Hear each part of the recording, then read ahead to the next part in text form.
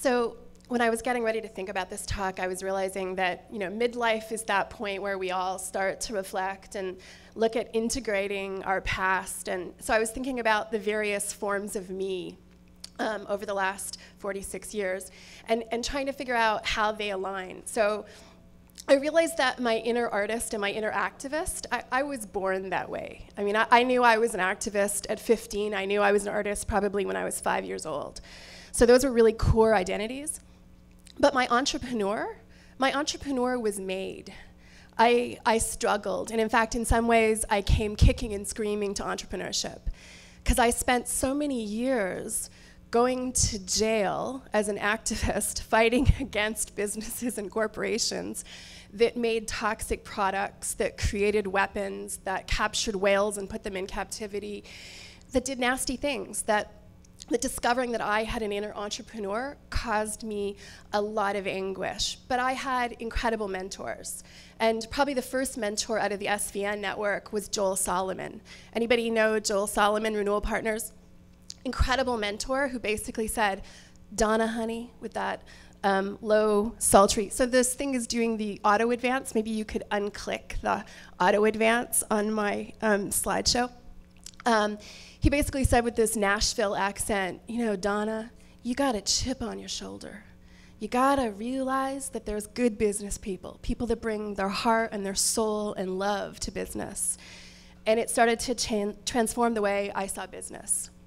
But I decided if I was going to be a business person, that I was gonna do it as an artist. That of course I was gonna do the linear spreadsheet numbers stuff with my left brain, but I was also gonna bring my right brain, that I was gonna bring my creative self, that I was gonna cause a little bit of trouble.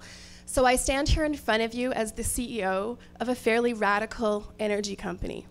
I'm inspired by people like Steve Jobs, who brought artistry to business, who decided that phones and laptops should be absolutely drop-dead beautiful. And I'm really inspired by CEOs like Saba Ghul, who made my purse. You might think that I'm a paranoid Canadian bringing my purse up onto stage, but I brought it up to show you my favorite thing. This bag was made by a girls' school in Pakistan. They take girls from the looms who were formerly working 14 hours a day. They pay their families a living wage. The girls go to school 7 hours a day. They learn reading, writing, business skills. And 1 additional hour, they learn exquisite embroidery deep from their culture, traditions that women have passed on to women for millennia. And they make these bags. They sell them, and they pay for the model. It's a gorgeous business, a business that uses artistry at the heart of it.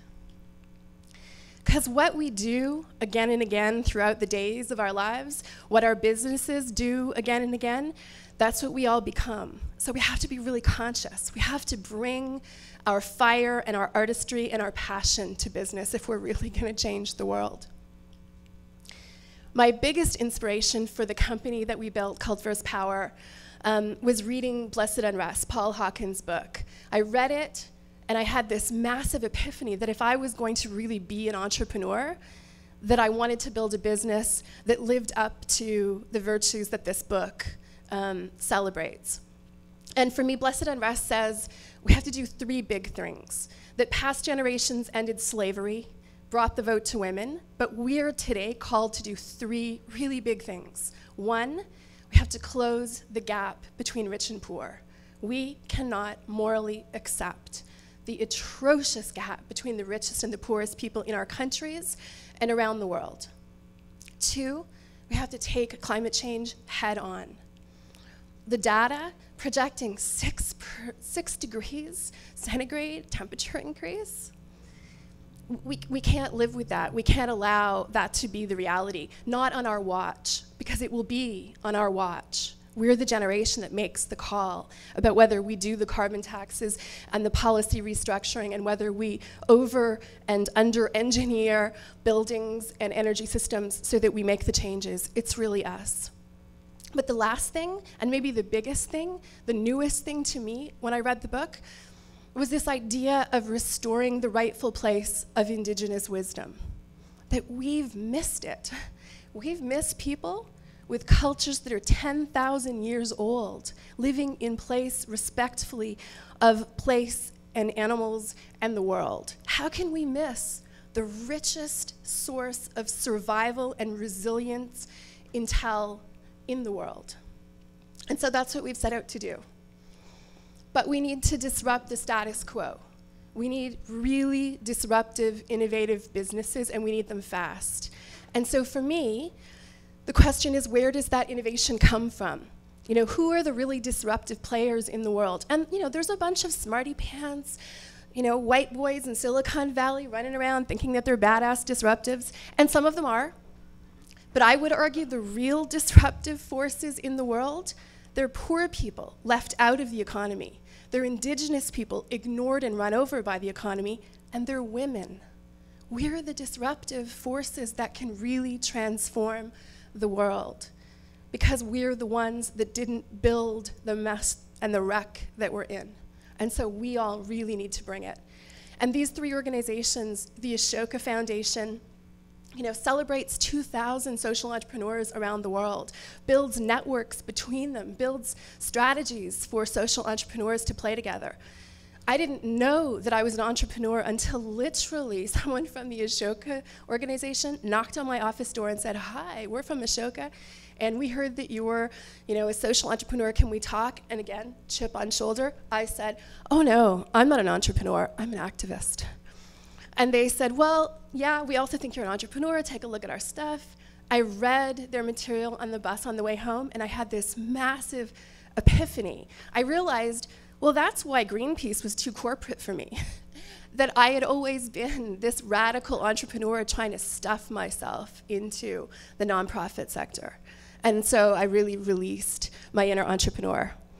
Can you guys try to unclick my slideshow, because it's advancing on timer instead of with me clicking it?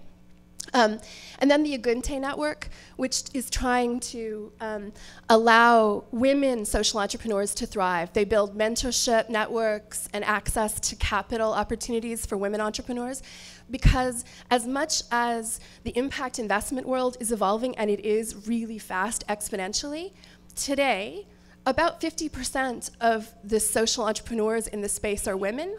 4% of the deals go to women. And so we have to fix that, and Agunte is really taking that on. And the Unreasonable Institute, which I'm sure Hunter's going to talk about, which is where we met, and where she became my mentor. The Unreasonable Institute is this radical accelerator out of Boulder, Colorado, that takes 25 change-the-world businesses, puts us into a residential program. I lived with people from 17 countries in a frat house for 6 weeks. And it was one of the most beautiful human experiences of my life, because they're not just picking radical businesses, they're picking lovely people, beautiful-hearted, collaborative people. People didn't fight, didn't bicker, didn't compete for resources. We pulled together. It was a beautiful glimpse of this new world that I think we're all inventing here. And I think the most important thing that we need to do, and BGI I think is a beautiful homeopath for post-secondary education, but we need to be teaching every child at every level of education to think like an entrepreneur. We need to teach people how to see problems on their terms, craft solutions through their eyes, and then build business models and build the mentorship and the access to capital that they need to really make it go. We can really do transformational work. One of the programs that we've been developing teaches young people within oral cultures using posters like this one that tells the story of how their culture looks at the internet. You know, poor people live in oral cultures. We don't stuff 400-page manuals at them and put them in conventional schools and see them thrive. We have to go into their communities. We have to respect their culture and their reality and teach them using graphics and kinesthetic learning. You know, we've seen success with people with fairly extreme fetal alcohol syndrome by building a program that was wrapped around who they are. And who matters? So we've built a company that is more women than men, more people with indigenous heritage than not, more artists and social planners than engineers. But the spaces between us all, that's really where the magic happens. That's where the really disruptive technologies happen. Because I think beyond clean tech being important technology, we need to be social technology innovators. We need to really care about the human dimensions. Because if we get the who right, we get a lot closer to getting the what right. We live in a time of filthy energy. I promised I wouldn't, do a lot of downer slides about the current moment of energy, but we know our energy portfolio today is murder and mayhem and messes, and it's built on scarcity, and the rewards go into the pockets of a very few number of people. This is our shot to transfer the largest amount of wealth in human history away from a few corporations into communities through clean energy. That's our shot. And my country right now, I get really emotional talking about Canada right now because I've always been a proud Canadian. I've always talked about universal health care and Canada's role in peacekeeping with a real sense of pride. But right now, Canada is making the filthiest oil on the planet in the tar sands. And it hurts me. It hurts a lot of us. And so I feel like I want to apologize to the world for the tar sands, but we're working to change it. Because our energy platform that builds every business, every job, and every piece of art, and every bit of work done in the world could be done through an energy portfolio that is abundant, that is beautiful. Think about energy having an energy, because I believe it does. I've now worked in enough communities with filthy energy and immaculate energy, and it shows up in people's lives. It shows up in people's creativity and how they feel about everything they touch, in the meaning that their work has. And so we can have energy that is the sun and the wind and the water, and it creates transformative opportunities for communities. For me, this question of how do we indigenize, it's from a piece of art, from an art installation from Edmonton, Alberta, an artist named Gavin Renwick, who created this graffiti piece as a collaboration. But I think it's a really, really key question. How do we indigenize? How do we bring indigenous wisdom to the modern world? The question is not, how do we modernize indigenous people? The question is, how do we indigenize? How do we go deep into place, deep into the connections with each other? So Riel, so quick history lesson. There's not a lot of really hot, sexy rebels in Canadian history. This is the one guy, trust me. Riel, leader of the Métis people, exiled from the Catholic Church as a heretic, hung by the Canadian government as a rebel, really said a lot of very profound things about the future of Canada as a place of settlers and Indigenous people. But this quote, that my people will sleep for 100 years and when they wake up, it will be the artists that give them their spirit back, I think that's it. We've made sustainability cold. We've made it intellectual. We've made it about data. Sustainability needs to be about stirring the soul. And so we started doing art and energy projects where we use solar panels as canvases, where we transform solar towers that are cold and frankly not that pretty and Danish looking into totem towers and sculptural pieces. Because every business and every community could have this beautiful message about who we are, marking our technology. And then we did a project where we worked with an interior Salish community, and they felt that they had lost the way they felt their art should look. And so we went back to 3,000-year-old petroglyphs from cave paintings. These are operating instructions from the ancestors, telling people how to live, saying, accept the gifts of the Creator, use them to build a beautiful society, treat the animals and the land with respect and provide for future generations. And then we transferred them to solar panels. And the kids got excited, and the elders got excited. I think people should cry at the unveiling of solar panels. I think that's the time we're in. It should mean that much. It should really stir our souls and make us want to be more. And energy projects that are about community ownership, where the community owns the majority of the project, where community energy means the community does the work and builds the jobs, where the dollars keep flowing back into the community to catalyze future business, that's a beautiful thing. So I'm thinking lots about South Africa right now in the Canada that is. I grew up in the 80s and sort of came into my political awareness during the anti-apartheid movement. And so at the moment that your president was finishing law school and going to work in inner city Chicago, the Prime Minister of Canada was also an activist. He fought for apartheid. The Prime Minister of Canada fought to keep Nelson Mandela in prison.